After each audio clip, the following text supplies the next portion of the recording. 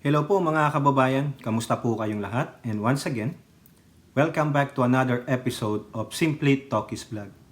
Pag-usapan natin mga kababayan, ito na namang social security system. Hindi po matapos-tapos ang issue na to tulad ng ano po rin sa PhilHealth. Pero ito na naman, may mga nag-iingay dahil nga po itong taong ito, 2025, nagtaas po ng premium. Yung deductions pala, no, sa mga empleyado. So overall 15% po 'yan. Pero ang itinaas lang po, no, combined employer and employee ay 1%. Noong 2024, ang total contribution rate ninyo ay 14%. Ngayon po, umangat ng 1%. Pero yung 1% na yan, it was divided into 2. Considering may 1% increase between employer and employee. Meaning yung 1%, hatiin nyo pa yan, 0.5 increase sa employer and 0.5 increase sa employee. So yung sinasabi nilang ang makakakalta sa empleyado ay 15%, hindi po, no? So, tataas lang po ng 0.5% ang sa empleyado. So, kung 1,000 yung sinasahod ninyo, dati kinakaltas sa inyo ay 450. So, yung 0.5% ng 1,000 ay magkano? Di po ba? Mga 50? Ganon? O, so, makakaltas sa inyo, madadagdag, ang mawawala ay additional 50 pesos.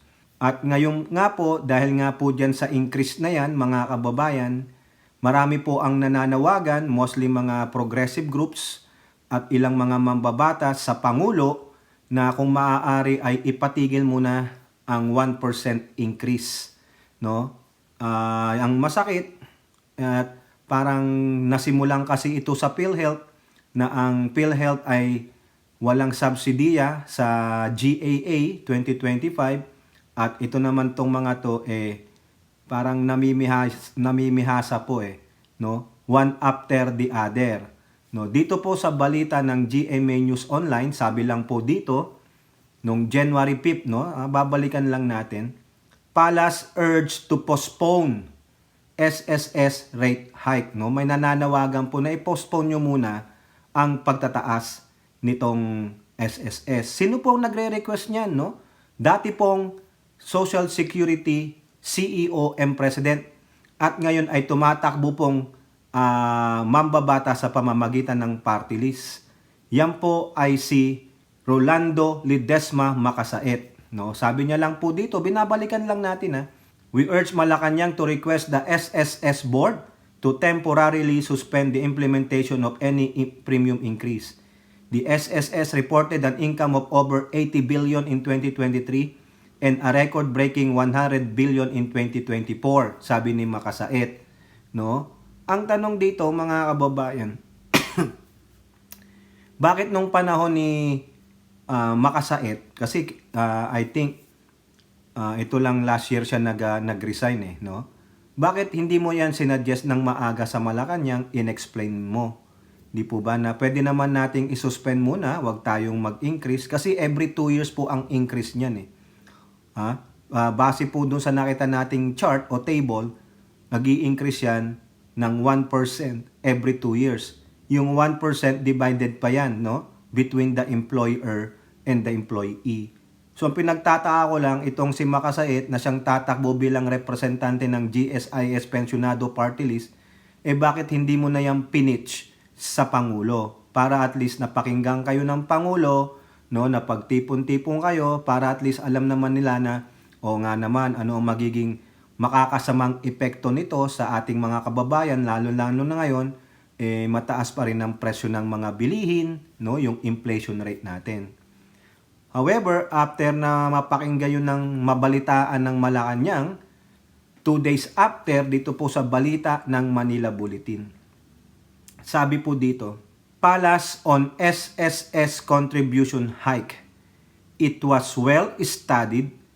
Let the process continue. O, yun po yung kasi inaprubahan po yan ni Digong noong 2018. Noong 2019, yan nag-take effect yan. 2020, yan nag-increase pero after 4 na taon, from 2020 to 2024, wala pong increase because of the COVID-19 pandemic. So ito lang 2025 sa kasamang palad, wala na si Digong na siyang nag-aproba niyan. During that time, nakita naman siguro ng mga pamunuan ng SSS at ilang mambabatas na ito ay maganda. Kasi mandatory 2 years tataas yan Pero nung 2020 to 2022 wala po. 2022 to 2024 wala din pong increase. So kaya nag-stable namihasa sila, akala nila tuloy-tuloy hindi naman pala.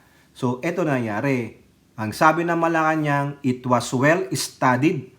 Let that process continue. Ibig sabihin ng well studied, yan ay napag-aralan niya bago pa pirmahan ni Digong. No? Alam na nung mga nasa board and members ng SSS diyan sa opisina na yan na ito ay lalong makakatulong sa benepisyo ng mga members nito. Ito po ang paliwanag ni Bersamin.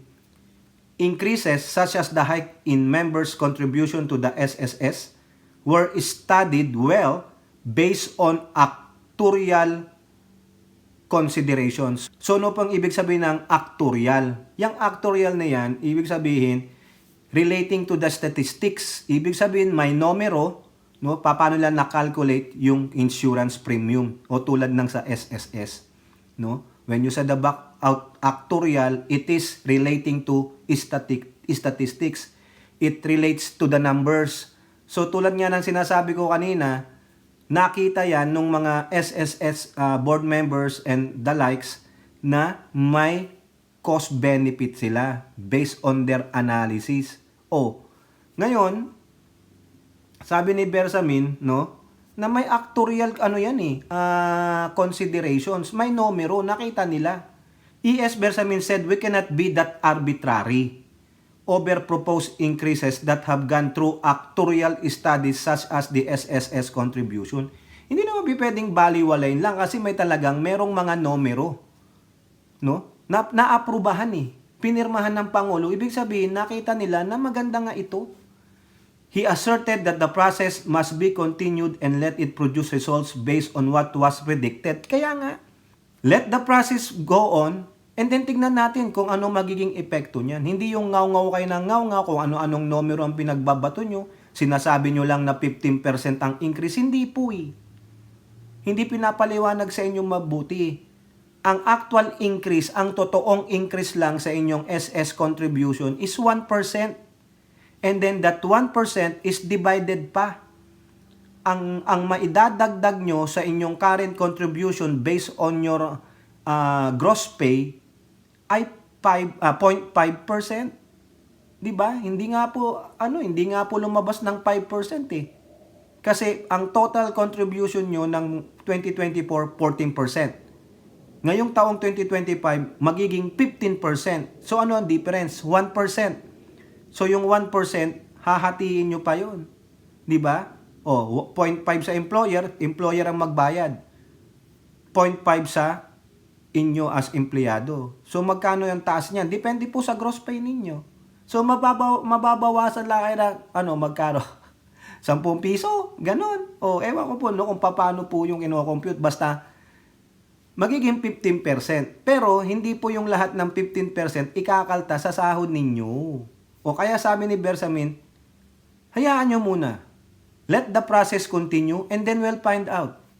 Kung may malaking epekto sa inyong contribution, no, maikakaganda, makakadagdag para ay nagbabangko, nag-iipon para pagdating nyo ng retirement, what will be the benefit for you? Diba? Pati yung cost analysis, niyan, tinignan na nila. Kaya naman, ito naman mga dito na bulaga lang kayo sa PhilHealth. Gusto nyo lahat na, di ba? Sabi ni Bersamin, I want you to understand that ang mga ganyang increases are studied well based on actuarial considerations. Napakahirap na sabihin na huwag kayong mag-increase. We cannot be that arbitrary. Nga naman, correct, ha? We have to recognize that this SSS, a very respected actuary, Actuary meaning ano yan, relating to statistics na naman. Mayroon silang pag-aaral tungkol dyan. Correct. If you always meddle in their management of their affairs, where they are very specialized, it will not work. It will not work. It may be negative ang impact. The ES underscored that the proposed increase of the members' contribution has long been studied and announced even before calls to suspend it were made. Ayun naman pala eh. May mga early announcement ini-ignore lang. So, pabayaan natin muna. Napalagay ko maaring iyong call na iyan. Maybe good for next year if it ever will be revived. Ayan. But right now, matagal na nilang pinag-aralan yan. In-announce nila long before that call was made. And in fact, these benefits are being expanded now. So, why don't we just let that process continue and produce results that were projected by actuarial studies? Di ba? Kaya pabayaan nyo muna, tingnan nyo muna, and then kung talagang masama ang epekto, hindi magampanan maigi ng Social Security Service Administrators yung trabaho nila based on their actuarial process, edi saka tayong magreklamo. Di po ba? Eto na, mga kababayan. No? Talagang hindi titigilan nito. No? May isa pong mambabatas. No? Isang senadora na ngaw dito. Kasi para po tong yung PhilHealth, no? Na merong bilyong pera na hindi nagagalaw. Bakit pa bibigyan ng ilang bilyong piso? Di ba? Sabi pa ng PhilHealth, inaano pa yata nila yung ginagamit yung pera para pang-invest. Ito, si Senatora Hontiveros, mga kababayan, nirereklamo niya na talaga, dito po sa Politico. With 100 billion income, ang laki niyan, 100 billion income. Why raise fees? Hontiveros wants SSS to halt contribution hike. Hontiveros, no? Ikaw gusto mo. So, anong gagawin mo para mahinto itong contribution hike? What you gonna do? Do you have the power as a senator, as a lawmaker to do that? Di ba? Kung kaya mo naman pala, bakit si Makasait nananawagan pa sa Malacanang para ihinto ang SSS contribution? Kasi sabi mo, once gusto ko ipahinto, ipahinto muna ang SSS contribution. So anong gagawin mo? Di ba? Senator Risa Hontiveros has filed a resolution. Ayan. Nag-file na po siya ng resolution. Ano magagawa ng resolution niya? Court order ba yan? A resolution, investigation. Investigation naman pala no? So ano magagawa mo after your investigation? Do you have the power to halt? Meron kang TRO power over the decision of the SSS to increase the contribution of its members. Obvious naman na kayang-kaya ng SSS na huwag munang mangolekta ng increases. Remember, Hontiveros, napaka-double standard mo rin. Di ba nung hindi nabigyan ng subsidy ang PhilHealth, sabi mo, you guys are violating a law. It is a Republic Act yung PhilHealth na yan. Mandated yan. Di ba, dapat bigyan ng pondo. Ito rin namang SSS Isa rin namang Republic Act ito di ba? Na yung pag-i-increase nandoon sa Republic Act na yan. Bakit ngayon? Dapat ipahinto. So therefore, you are also violating a Republic Act. Di ba? Ano ba naman? Ang gulo, no? Si Hontiveros, itong si Hontiveros, hindi ko maintindihan Republic Act for 2018 SSS. Yan Tingnan nyo. Ayan Republic Act 11199. Ito po yung pinirmahan ni Digong. Social Security Act of 2018. Hontiveros, ito rin naman Republic Act ito. Pero pagdating dito sa SSS, ang gusto mo, i-halt muna yung contribution. Ayan nasa table dito nasa ang section ito ng batas na ito. Section 4. Section 4-9. Andun po yung contribution table. Di ba? Kung yung PhilHealth, isa ring Republic Act, eto rin Social Security, isang Republic Act. Ano ba talaga? Ikaw gusto mo sa PhilHealth ponduhan ng ponduhan maski marami ring pera. 'Di ba? Ito sa Social Security, 'di ba? Meron doon sa Republic Act, pero ayaw mo ipahinto kasi ang daming pera. Ay ano ba talaga? Nalilito na ako, Hontiveros. Ano ba dapat? Rule of law? If you said we must follow the rule of law, therefore, ipalo natin yun. Ha? Kulitin natin ng gobyernong ito na pondohan ng PhilHealth. 'Di ba? Kasi they violated yung provision sa Republic Act. O ikaw, 'di ba? Ganun din. Ang gulo eh. Hontiveros, make up your mind, 'di ba? Anak na siopaw, 100 billion is 100 billion. Now, it's up to SSS how to disperse that 100 billion to the members, di ba? Habang pababa ang halaga ng kinikita ng ating mga kababayan nitong mga nakarang taon, patas naman ang investment earnings ng SSS. Now, meron bang violation ang SSS? Yung mga board members ba, nangungurakot, kinukurakot yung kita na 100 billion? Ano gagawin nila dyan? Kung gano'n naman pala, mga kababayan, dapat nang kasuhan ang mga nasa board member kung gano'n. Sabi rin ni Makasait, meron silang 80 billion noong 2023 o baka ito yung total. Di ba? So, anong gagawin ng SSS dito sa pera na ito? Baka daw ilagay pa sa maharlikapan? Nag-a-assume ka lang naman. Di ba? You are just assuming. Panindigan mo, bakit ka na kailangang ihinto? No? Bakit? Nananakaw ba yung pera? Hindi nagagamit mabuti? Eto pa nga problema ng SSS, mga kababayan eh. Ha? May problema SSS eh. Hindi tungkol sa pangungurakot. Mamaya sasabihin ko sa inyo, anin ko muna si Hontiveros. Ha? Huwag muna nating ipatupad ang SS contribution hike habang pinag-aaralan natin ito ulit. Bakit ulit? Bakit nyo na kaagad pinag-aralan yan bago pa mag-take effect yung batas? Di ba? Nakita nyo lang may funds na 100 billion na excess tulad ng PhilHealth. Ganun na rin kayo. Lahat na lang idadamay ninyo. Dapat lahat yan pinag-aralan nyo na bago pa mag-take effect, Hontiveros. Di ba? Ay, grabe Ikaw naman, Hontiveros one after the other naman kayo. Tapos too late to be hero naman pala kayo. Ang tanong, napakalaki ba ng ibabawas sa empleyado? Minimal na nga yung 0.5% Remember, it's only 0.5%. The other half will be shouldered o aakuin ng mga employer. Hontiveros.